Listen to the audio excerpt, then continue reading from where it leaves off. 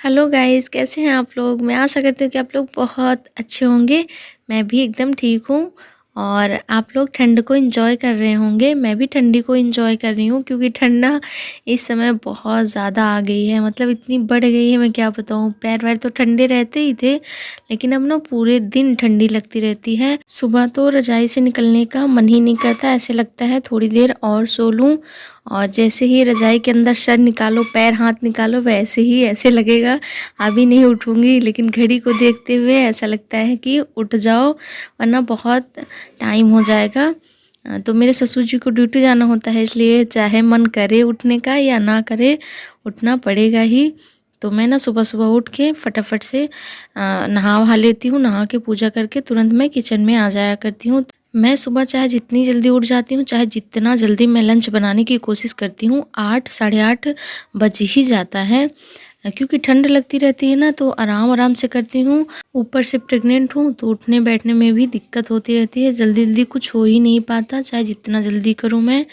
तो मैंने सबसे पहले ना दाल चढ़ा दिया था। आज मैंने उड़द की दाल पालक डाल के बनाई थी, और मैंने बनाया था आलू, गोभी, मटर, टमाटो की सब्ज़ी, और चावल, और गेहूं के आटे की रोटी बनाई थी, और मैंने बेसन की भी रोटी बनाई थी। सबसे पहले मैंने दाल चढ़ा दी थी पकने के लिए। जब तक दाल पक रही थी तब तक मैंने चाय बना लिया था, और चाय बना के मैंने ससुर जी को दे दिया था। प्रेशर कुकर में सीटी भी आ गई थी, दाल पक चुकी थी, तो मैंने तुरंत गैस को ऑफ कर दिया था, और प्रेशर कुकर से सारी दाल को एक भगोने में ट्रांसफ़र कर लिया। और फिर मैंने उसी प्रेशर कुकर में चावल चढ़ा दिया था पकने के लिए।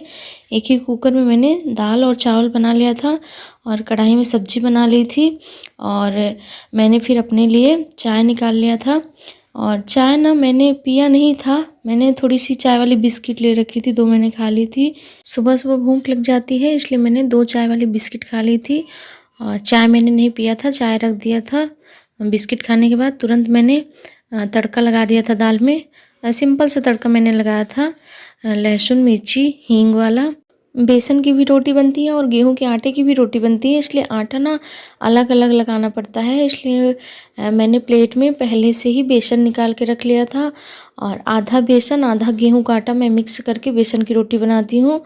तो जो प्लेट में मैंने बेसन ले रखा था उसमें मैंने आटा डाल दिया, और सबसे पहले मैंने गेहूं के आटे को गूँथ के तैयार कर लिया था। आटा लगा के गेहूं का रख दिया, फिर उसके बाद मैंने बेसन वाला आटा लगाया था, और इसमें मैंने थोड़ा सा डाला था अजवाइन, क्योंकि डाइजेशन के लिए अच्छी होती है अजवाइन। थोड़ी सी अजवाइन और थोड़ा सा मैंने मीठा सोडा, जिसे बेकिंग सोडा कहते हैं, वो डाल लिया था, और थोड़ा सा नमक डाल दिया था। और इसकी रोटी मैंने बनाई थी। इसमें ना सरसों का तेल लगा के फिर खाते हैं ससुर जी। मुझे ना मायके की बहुत याद आती है, क्योंकि मायके का सारा सुख ससुराल में निकल आता है। मायके में मैं 7 बजे सो के उठती थी, और मम्मी कुछ नहीं बोलती थी। 7 बजे मम्मी खुद ही उठाती थी, उठ जाओ 7 बज गया है। और वहाँ ना मम्मी चाय भी बना के दे दिया करती थी। कभी कभी ना बेड पे ही चाय मिल जाया करती थी। वो सब ना बहुत याद आता है, और मैं अपनी मम्मी को बहुत मिस करती हूँ। यहाँ तो सुबह सुबह उठ जाना पड़ता है। आप लोगों ने मेरे मायके की वीडियो देखी ही है कि मेरे मायके में भैंस थी, तो मम्मी सुबह सुबह उठ के पहले भैंस के पास का सारा काम वाम कर लेती थी। बर्तन झाड़ू पोछा हम लोग शाम को ही करके सोते थे। तो सुबह मम्मी जब भैंस के पास का सारा काम ख़त्म करके आती थी घर पे, तो सबसे पहले आग जला देती थी और चाय बना देती थी। फिर उसके बाद मम्मी हम लोगों को उठाया करती थी। अपने मायके में मैंने सुबह सुबह कभी नहीं नहाया था। मैं हमेशा 11 से 12 बजे नहाती थी, क्योंकि मम्मी सुबह नहाने ही नहीं देती थी। ऊपर से हमेशा डांटती रहती थी कि गर्म पानी से नहाना, ठंडे पानी से ना नहाना। तो मम्मी की ये सब फ़िक्र और चिंता, ये सब प्यार, सब कुछ बहुत याद आता है मुझे। अभी मैं आप लोगों को एक बात बताऊंगी तो आप लोग हंसेंगे, और कुछ लोग तो बहुत इमोशनल हो जाएंगे। क्योंकि मैं ना जब से अपने ससुराल में आई हूँ ना, मैं ससुराल का सपना कभी भी नहीं देखती। मुझे ऐसा लगेगा कि मैं अपने मायके में हूँ, और जब आँख खुलती है अपना रूम देखती हूँ तो फटाफट से मैं जल्दी जल्दी से उठ जाती हूँ, क्योंकि मैं ससुराल में हूँ। और सब लोग कहते हैं ना ससुराल ही अपना घर होता है, लेकिन मुझे पता नहीं क्यों नहीं लगता कि मेरा यही घर है। मुझे ना मेरे मायके वाला घर ही मेरा घर लगता है। चाहकर भी मैं अपने मायके की यादें नहीं भुला पाती, नहीं मिटा पाती। मैं चाहे जितनी कोशिश करूं कि मैं मायके की नहीं, ये मेरा घर है, मायका मेरा घर नहीं है। फिर भी पता नहीं क्यों इतना प्यार मिला है ना मुझे अपने घर में कि मुझे ना वही घर मेरा लगता है। मम्मी का, पापा का, सब लोगों का इतना प्यार मिला है ना, मैं आप लोगों से क्या बताऊँ।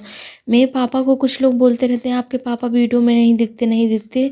तो मेरे पापा ना दुनिया के सबसे अच्छे पापा हैं, क्योंकि वो ना हमारी सुख सुविधा के लिए कभी भी घर पे नहीं रहे, कभी भी एक चीज़ की कमी नहीं होने दिए। और पापा का तो इतना प्यार मिला है मैं क्या बताऊँ। हमारे घर में 2-2 भाई हैं, भाइयों से बढ़ के हम दोनों बहनों को पापा माने हैं हमेशा।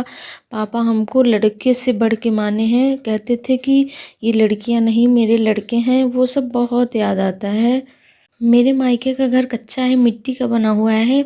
जब कुछ लोग बोलते थे ना कि आपका घर मिट्टी का है, कच्चा है, तो पापा हमेशा यही बोलते थे कि मुझे बैंक बैलेंस की ज़रूरत नहीं है, क्योंकि मेरा बैंक बैलेंस और मेरा सबसे बड़ा धन तो मेरे बच्चे हैं, मेरी लड़कियां हैं, मेरा गुरूर है मेरी लड़कियां। ये सब सुन के बहुत अच्छा लगता था और मैं अपने पापा को भी बहुत बहुत मिस करती हूँ। मैंने अपनी ज़िंदगी में सबसे ज़्यादा प्यार अपने पापा से और मम्मी से किया था। उसके बाद अब मेरे हस्बैंड हैं, क्योंकि जब से मेरी शादी लगी थी ना, मेरे पापा मुझे यही सिखाते थे कि शादी से पहले सब कुछ माँ बाप होते हैं और शादी के बाद हस्बैंड।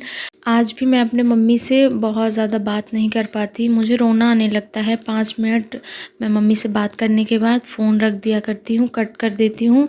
मैं अपनी छोटी वाली सिस्टर से 1 घंटे आधे घंटे बात कर लेती हूँ, लेकिन मम्मी से मैं बात करती हूँ तो इमोशनल हो जाती हूँ। मुझे पता नहीं क्यों रोना आने लगता है।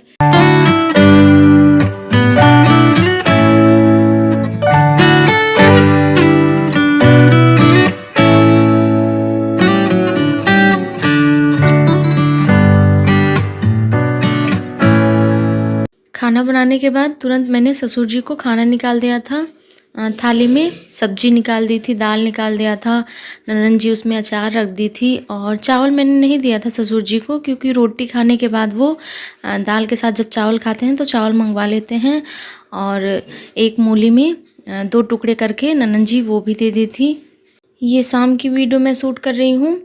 शाम को पापा जी ड्यूटी से आने के बाद कुछ सब्जियां लाए थे, वही मैं टोकरी में रख रही थी सारी सब्जियों को। मैंने शाम को सारी सब्जियों को धुला नहीं था, ऐसे बिना धुले टोकरी में रख दिया था, क्योंकि मुझे डिनर भी बनाना था। अगर मैं सब्जियां धुलने लगती तो फिर रात का खाना बनाने में बहुत ज़्यादा टाइम हो जाता।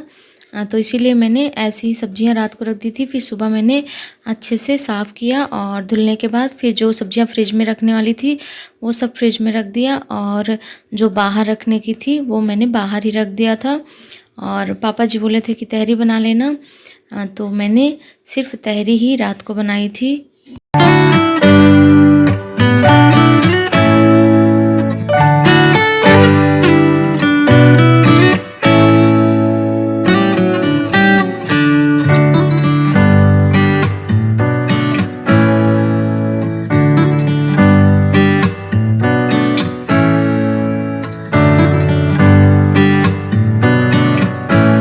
पापा जी लाए थे उबला हुआ सिंघाड़ा।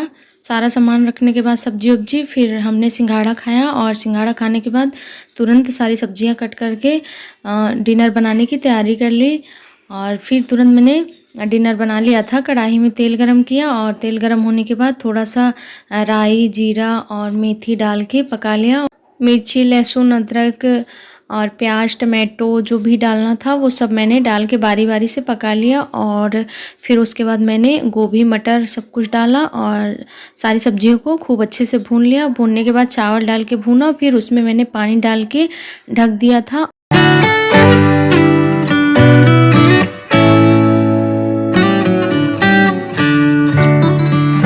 मैंने तहरी को हाई फ्लेम में पकाया था, गैस की फ्लेम एकदम तेज़ कर दी थी मैंने, और जल्दी जल्दी से मैंने पका लिया था। और जैसे ही तहरी मेरी पक गई थी, ऊपर से मैंने हरी धनिया की गार्निशिंग की। हरी धनिया डालने के बाद मिक्स किया, और मिक्स करने के बाद फटाफट से मैंने पापा जी को निकाल दिया था खाने के लिए। सबसे पहले पापा जी को दिया था, उसके बाद फिर हम सब खाए थे। और बनी थी टमाटर की चटनी। तो अगर आप लोगों को भी खाना है तो आइए खा लीजिए। वीडियो अच्छी लगी हो तो लाइक करिए, चैनल को सब्सक्राइब करिए। मिलती हूँ मैं नेक्स्ट वीडियो में। Bye bye YouTube family.